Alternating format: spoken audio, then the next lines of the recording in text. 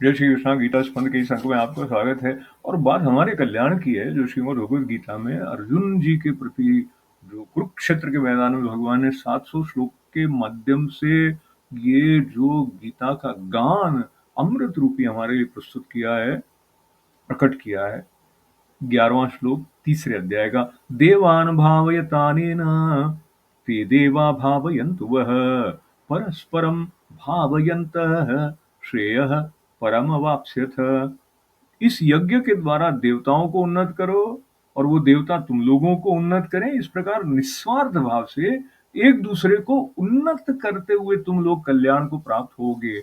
अब यहाँ पर हम देवताओं का जिस प्रकार उल्लेख देखते हैं, तो उसको लेकर सृष्टि की जो रचना है, उसमें हम अपने जीवन यापन के लिए वनस्पतियों पर जो निर्भर रहते हैं, और वनस्पतियां प्रकट होती हैं रसानमय रसमय, जो उनकी ओर से फल प्राप्त होते हैं, अन्न जहाँ से प्राप्त होता है, उसके लिए वृष्टि यानी बरखा की आवश्यकता होती है।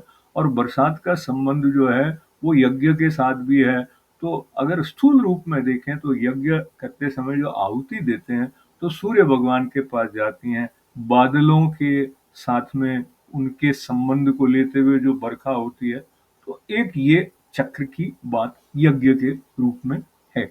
और दूसरा ये बात है कि जब हम जो हमारा संकुचित दृष्टि है उसको छोड़कर विराट के साथ में एक में एक होते हुए ये देखते हैं कि कृतज्ञता का भाव, जो कि भारतीय संस्कृति का प्राण है, प्राण क्या कहें, मतलब वो संकेत है, शिक्षा है प्रमुख, वो इसलिए भी है क्योंकि हम सब एक दूसरे के साथ जुड़े हुए हैं।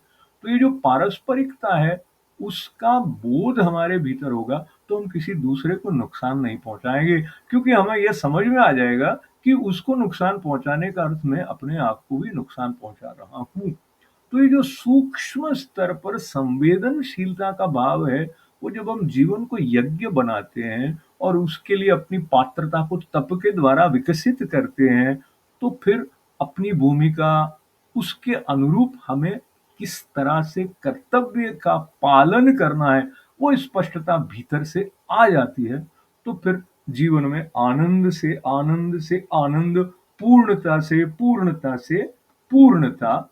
और आपका आभार व्यक्त करते हुए ये वचन स्मरण करें कि हम जब भगवान के बन जाते हैं, तो जैसे नदी सागर में मिल जाती है, वो स्थिति हमारी हो जाती है। जय श्री कृष्णा।